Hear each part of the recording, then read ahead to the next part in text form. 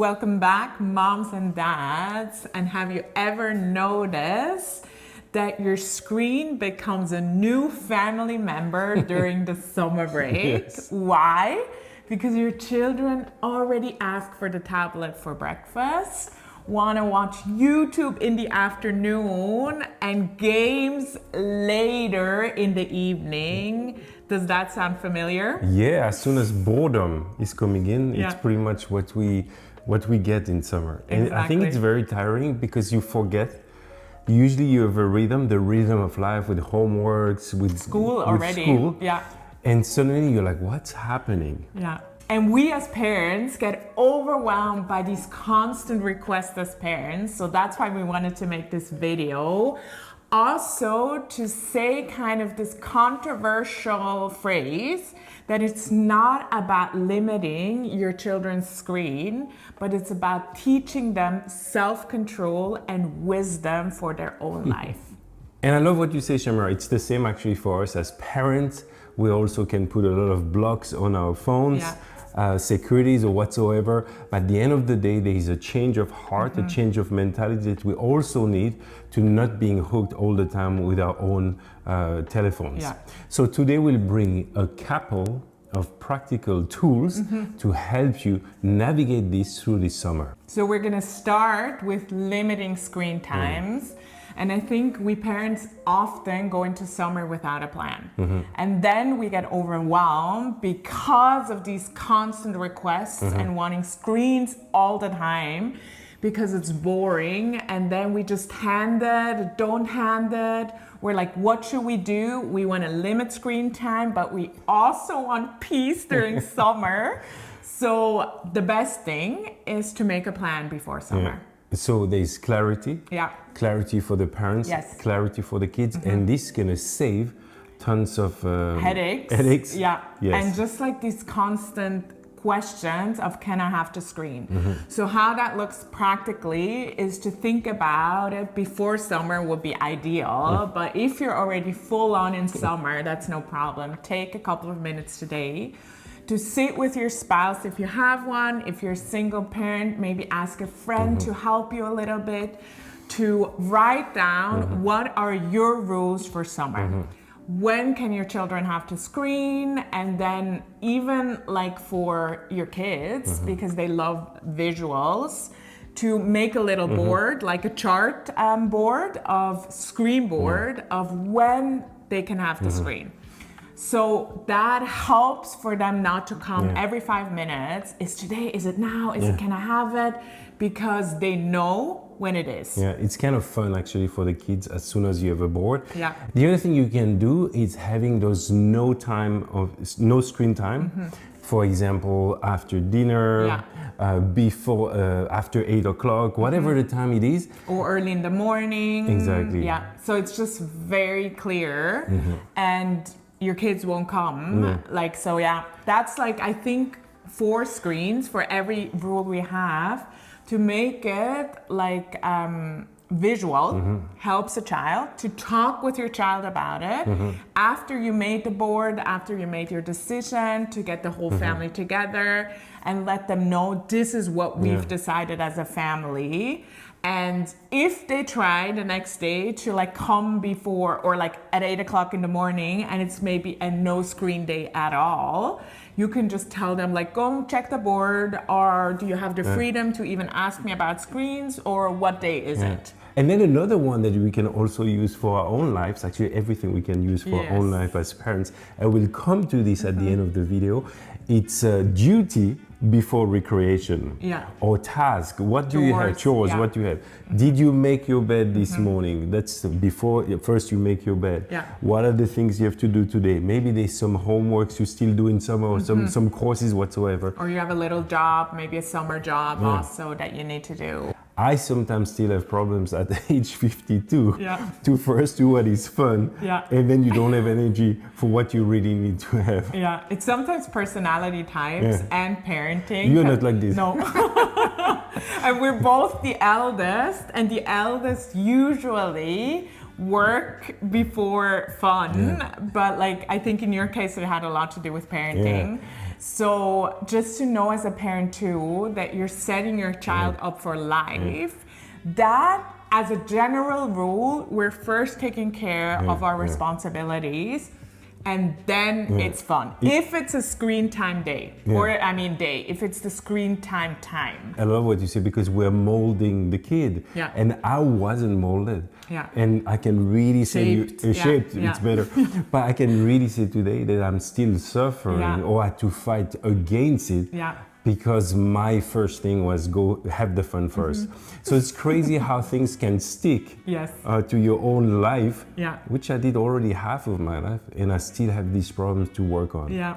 So like we always say, the first 3 to 5 to now even you say 7 years are so formative, and to take the time to shape your children, to teach them the virtues, to teach them like also work ethic, will not only help you in your own home, it will slow you down at first because it takes more time to teach your children than doing it yourself. But eventually they will learn it, they will take off a big burden off your own shoulder, because they will be able to do their laundry, they will be able to cook, they will be able to clean, iron, all of that.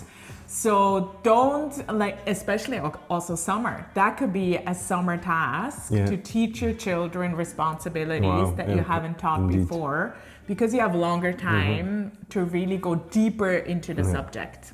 And what is really happening during summer, very often we are bored, and that's why we want to go straight to the phone. Yeah, we have too much time. Too much time. It happens the same with us when we're in the lift, you know the story. Yeah. So what can we give as an alternative to our kids? And there's tons of activities you can do. You need to prepare them in advance. But this is going to help your kids to go through the summer, but also create great memories. Exactly. And you can do like exciting things like a water balloon fight, you can do a scavenger hunt, you can do games that go on for days. Like we had like those board games that don't finish in an hour but go on longer. Exactly. So you can keep that and you can continue tomorrow. Reading challenges, this is something for me. Creating a crazy... creating... But it would have been good. Yeah, it would have been good. Yeah. You know, I think I read so many books during summer, and it's a possibility for your kids to learn too, because reading teaches you so many things about new topics, but also language, and it, like, you can lay in the garden, on the balcony, in your room, and just like dive into a new like reality, because what you read, like, often like it gets in you. And for me, this was one of the best times. I read so many during summer. Funnily, very funny. I loved end time books. About the end times, about Revelation, and I was like just so interested and read all those books. So good. Cooking lessons we can do. This is something maybe we used to do this during the football matches, World Cup. If, for example, Portugal is playing tonight, let's do a Portuguese meal. That's a great thing. Maybe you can create crazy Lego castle. One thing that every kid loved, and I used to love this very much, is to create your own, how do you say it, like a shack inside of your room. Like a tent inside of your room. You can do a tent outside. There's so many ideas, and I'm sure you have more ideas, but like a lot of times in the moment when our kids are bored, we can't think of anything and our mind goes blank, like our child's mind. We're like, oh, what should we do? So even there, prepare that in advance, make a little box of ideas of like, you write it on the notes. And you can pick one out. Yeah, but first you have to write them down. You have to write everything down. You can go on the internet to look what would be fun things to do during summer.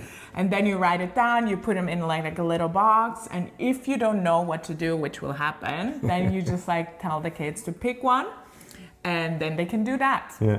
The thing is, we realize, and this is something we still have to remind ourselves, when you do something, when you push yourself to go and do something, afterward there's like a reward. Yeah. The reward of you've been creative, it was fun, you did something new, you built something with your hands. So at first, just caution, like your kid will probably pick something and say, no, this is even more boring, I don't want to do that. And then just like encourage them, do it for 15 minutes and let's see what comes out of it. Like, cause they need a little push in it, because we all know if we're in this headspace of everything is bad, everything is boring, I don't want to do anything, then people can have the greatest ideas. We're just not in this atmosphere to be able to do it. Next, use technology to control technology. Yeah, wow, what a phrase. Yes. I think we could do a little t-shirt. Use technology to control technology. Yes, yeah. Amazing. Huh? So you have your screen times, all those limits that you have on your kid's phone. Usually we'll say, have those before summertime. Yeah. This is something we should have all the time. But when they are already there, or you place them, for the summertime, I think it's very important because it takes away the blame when the screen time is over. Yeah, it's the rule. It's it happens because it just turns off. It's not the mom or the dad, so they can't like attack us personally. What I love about this is something we realized also some years ago. You can also teach them time management by having screen time. So I think if they start to have a meltdown because, oh, it's finished, I use it all, I want more, you have to say, how can we look at it so you can use it in a better way, so you have more time during, in a better way. Yeah, that's like, as we said in the beginning, to learn self-control, wisdom also. Like our oldest had screen time for his play game times that he did online, and he had a certain amount per week. So he had to organize it for him, and he did like a couple of minutes here, then there, then there. So it stretched through the week. We know other kids that just like played everything in once and then they were frustrated. But then you can work with this frustration and teach them that maybe like, do you want to do it differently? I mean, it's absolutely okay if they want to play everything in one shot. It's their decision. But if they got frustrated, we can walk them through the process. How do you deal with this? Exactly. Like, how do you work with what you have? And how do you do that? What kind of kid would you be?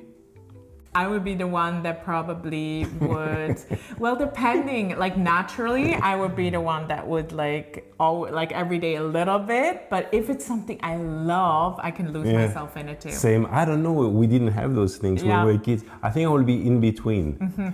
Yes, interesting. The perfect in between. And not to forget, last but not least, we are the models. Yes. We can set up all of this and be very bad models, and our teenager will talk back to us, especially during summer, and say, you're not doing better at all. You have the phone on the toilet, outside, all the time, in your bed. Like, why you and not me? Yeah, and it's interesting because we said in the beginning, because of this time of summer vacation, they don't have homeworks anymore, they don't have school anymore. So you will suddenly see them more on the phone. And they see you too. But they see you too more on the phone because you're at home with them all the time. So I think it's a good time to realize also, oh my goodness, what is happening with me? Right? To readjust, to ask yourself, what are your limits that you want to put on for summer, but beyond summer, in knowing that it's not just like good for yourself, because it's bad to be constantly connected, to be constantly on your phone.